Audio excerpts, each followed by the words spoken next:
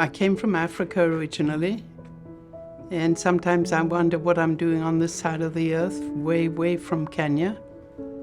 But I'm here, obviously, because I was meant to be here, and I love it here.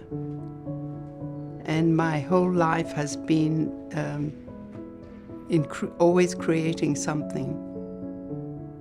Every day goes by, I don't feel happy unless I've actually created something, whether it's in knitting or drawing or painting. Yes, and I come from a family of 3, which have all, well, but one passed away. So I'm still hanging out in there, in my family. Well, when I was young, my mother said that I was never happy unless I had paper and pencil around me, and I was always drawing and creating something. So I think I probably got it from my father, who was very creative. You know, he worked as a sort of an engineer in the East African railways, and he actually modeled a train, and he was also a musician, because he could play the violin, and he couldn't read a word of music, but he could pick up the violin and just play anything. We lived in Nairobi for quite a long time, I guess during the war, and then after that we went into the country up in the highlands, and that was just right in the Rift Valley, which was absolutely wonderful, because we had wild animals around us. And we grew up sort of with the Africans, really. I did go back to Africa with my husband about 15, 16 years ago. Went on a safari trip, and I remember standing in one of those safari trucks and looking at the veldt or the Masai Mara, and I just had this feeling coming over me like, I am home. I felt like I've come home. Of course, that was the source of mankind, they say, in that part of the world. But no, it's a wonderful feeling to feel that. As Deborah Sparrow, the weaver here, said, know who you are and know where you come from. And that's how I felt then, you know. I felt like I knew who I was and where I came from. Yes, and it's amazing to feel African. I feel I'm African. I was in nursing. I ended up coming to Canada because originally I was going to go to Rio de Janeiro. I had a job there, and I wasn't sure of what was happening politically there, so I was a little concerned. There was some carry-on there at the time. And then I went to the nursing association, and I asked them about that, and she said, well, it was a little tricky because once you sign up for a contract, you can't just come back. And she said to me, why don't you go to Canada? Because it's a good jumping off spot to go anywhere. So that's how I came to Canada, and I went to Hamilton in Ontario. That was okay, but it was a big steel town, you know, Hamilton. And it was quite lonely for me, so I decided I wanted to, one day I opened the papers, and there was a huge picture in the middle of the papers, the Sunday paper, of Banff. And I looked at it and I thought, that's where I'm going. So I applied there in the nursing hospital, and I got a job there, and then I went and worked at the Banff Springs Hotel and worked there for a while. And there was another nurse and myself and a doctor, and there were police. We're all in the same corridor, as it were, looking after the people of the hotels, the residents as well as the staff. They cut their fingers in the kitchen. They came screaming into the nurse's station, and we got them fixed. And then I used to play golf early in the morning, because we were allowed to play golf as long as it was before 8 o'clock in the morning. And I used to go out and play golf with a bunch of policemen. So it was a lot of fun. And then, of course, I was about 26 years old then, and I thought, gosh, I just got to go and find a nice young man to marry. And there was no way you could do that in Banff because that's all they wanted was fun. So then I came to Vancouver, and that's where I met my husband. Every day I find something new I can do. Or I get inspired by something else. And I love the pencil crayon. People don't think of a pencil crayon being a good source of creativity. You know, and of course I found out about I saw these puzzles at one of the art stores here. And I thought, oh, that's what I'm going to do. So I started to do that. And you can just create your thing on there. And then I turn it over and do it on the other side. Once I start something, it doesn't matter what I start. I can't do one. I have to do 20 or 30 of them. I keep going. And it's just like socks. I've started making knitting these socks. And I've got socks. I did the boxes. And then I did gifts. I call them socks in a box. Now it's puzzle in a box. And all kinds of things in those boxes. So the boxes created another.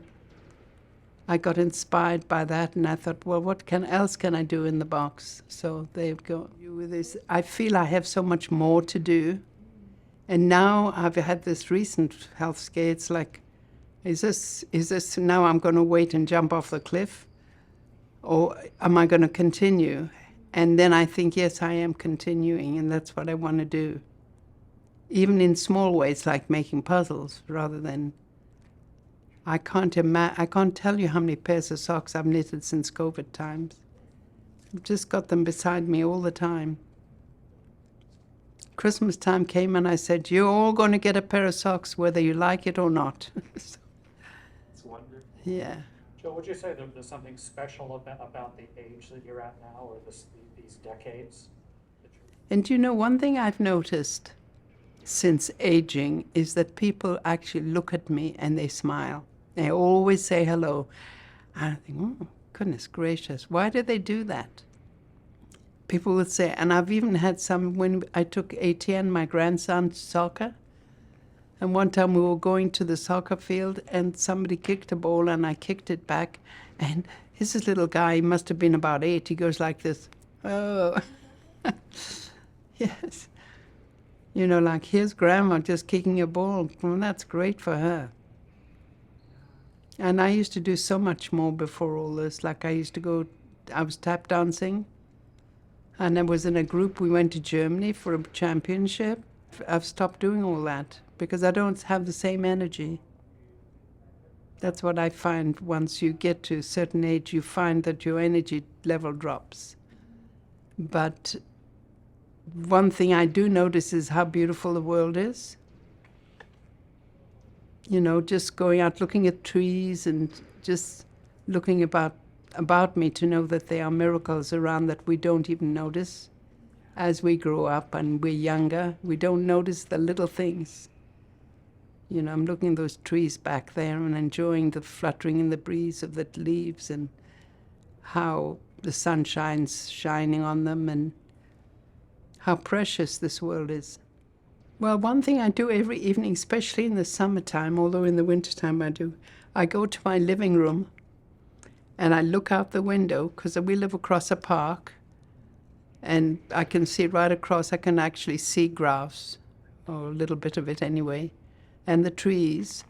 And I look out there and I feel I want to wrap my arms around what I'm looking at, because I feel, wow, this is so beautiful. And it doesn't take me to go to Hawaii to see that, or wherever. I can just look out my window. And that's where I can find, you know, the feeling of how wonderful this world is. No, you don't stop living, no. I wake up in the morning and I put my feet on the ground as I get up, and I think, I'm okay, I'm here. I'm still alive. And that's good. I can remember working as a nurse at the long-term care facility, And I used to do medications. There was a big tray and all these medications to 35 residents. And they'd all come in and line up to get their medications. And I'd go in with my little tray to do eye drops and give them medications. And I'd go in and I'd say, "Good morning." And this one resident looked at me, she said, "What's good about it?" And I said, "Well, you're alive." And she just laughed, you know. So that was good too, because I loved working with the elderly. I just really did. And we did a lot of projects about how to get them to be happy.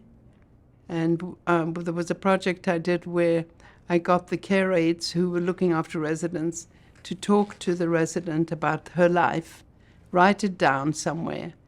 And then when they got really confused or angry, you'd go in there and say, "Oh, I just remember that you used to ride horses," or whatever. And suddenly it changed the whole scene, you know. So that was part of waking up their memory, because a lot of them had dementia, which is a very sad thing to happen to somebody. Oh, most of my friends are really depressed about old age. And it's all doom and gloom when you talk to them. And you know, we get together and all we talk about is our ails and aches and pains. It's what you feel you can make it happen. You know, if you want to find joy in life, you'll find it. If you want to find doom and gloom, you'll find it. So that's my theory on that one. And there's nothing more joyful than your grandchildren. I think we should have raised our grandchildren and not our children. Well, to me, landscape is my passion. I mean, I love to look at landscapes. I'd rather not look at buildings of the cities or anything like that. And I love the sea, and I love to stand there and watch the waves come in and go out and just feel the peace, the feeling of peace when I feel that. Even today when we were walking along Spanish banks, you know, it was very calm today. And, you know, you could see all the freighters out there, all waiting to go in. And the people walking and the dogs, oh my goodness, the dogs gallop around and create such chaos. And they all go right down into the sea, right down where the tide's gone, way out there. You see them, just little dots running around crazy. And I think, oh gosh, I wish I could just go out there and do that with them. Well, there was a puzzle today called Walking into the Sea, and there's a couple walking into the sea with the waves splashing around their feet. And I'd like people to realize that they can go out there and enjoy nature. Just go out and enjoy it. Like smell of a rose. You know? Yeah, I can talk to anybody anytime and feel comfortable. Ask the right questions and feel cared for. And that's the nursing part of me, is the caring.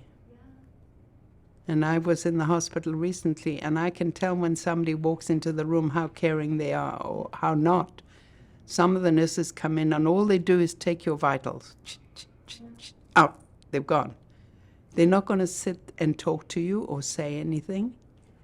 And that to me is one of the essentials of having a good what I call a good bedside manner. I just think it's a skill that one learns to do, but some people don't have it. Well, you know, we live across a park where there are lots of people with their dogs. Over the years, I've got to know the dogs better than the owners. And there used to be a dog that used to come to the park with the owner, and then he'd sit on the edge of the park and he'd look up at my house. Just look up at my house until I came out to throw a ball for him. And he did that all the time and got so excited when it came, his tail's going, hell went been for election, you know. And that's cool.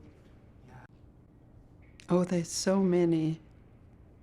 Just going on safari with my parents in a big army truck and putting up tents or sleeping there while the men went out on their shoot or fishing. And that was a favorite memory. I remember once I started a fire, playing with matches. And that's not a good thing because it's like forest fires here, of course. But that was contained anyway.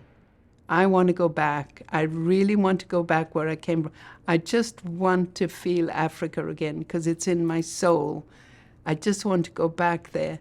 When I went back about 15 or 16 years ago, I can remember at the safari hotel or where we stayed, and the Africans coming and serving us, and I spoke to them in Swahili. All my Swahili came back like with a flash. And that was really cool. That was very nice. I loved that. And I loved interacting with the Africans too, because even, I don't know if you ever saw that movie called Out of Africa.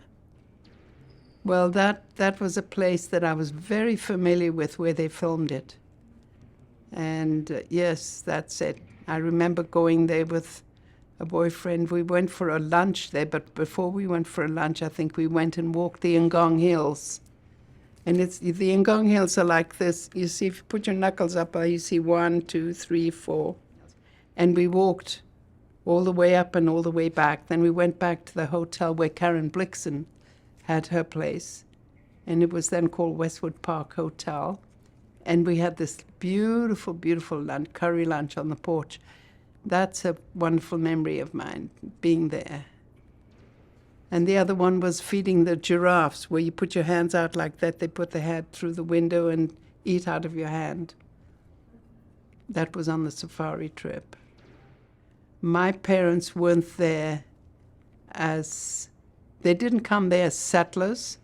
They were there originally before that.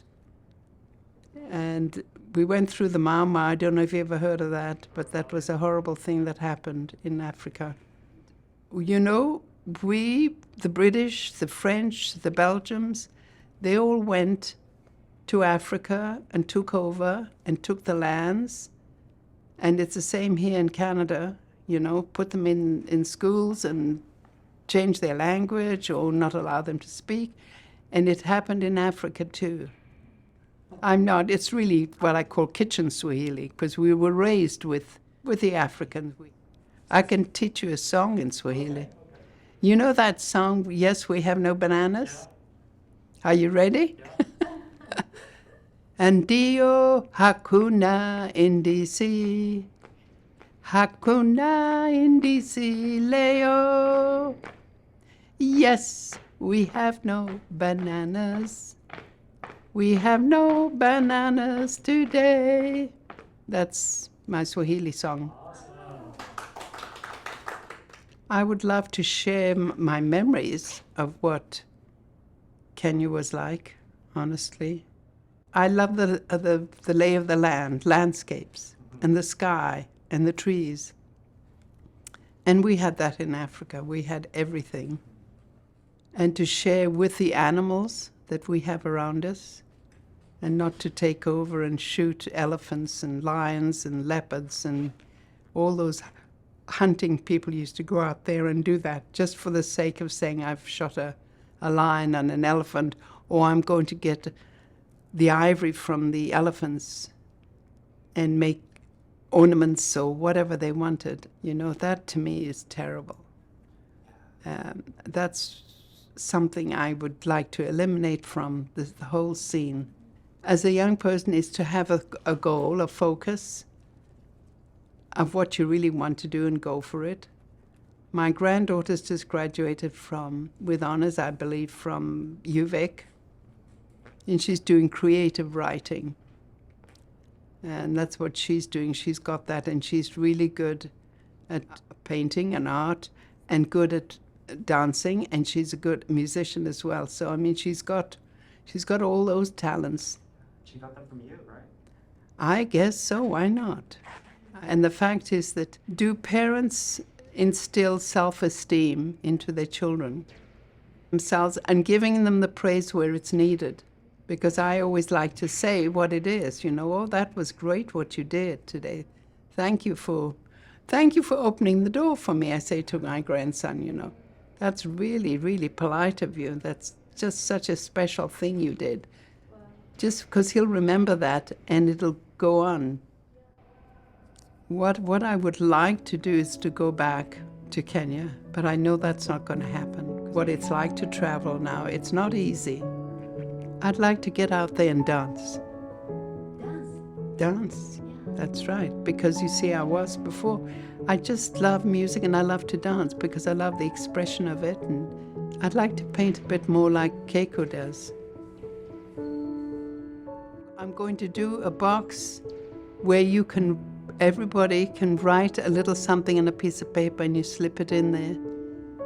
And then sometimes you can take it out and start looking at it to say, like a little diary, if you know what I mean. That would be really nice, or a little story.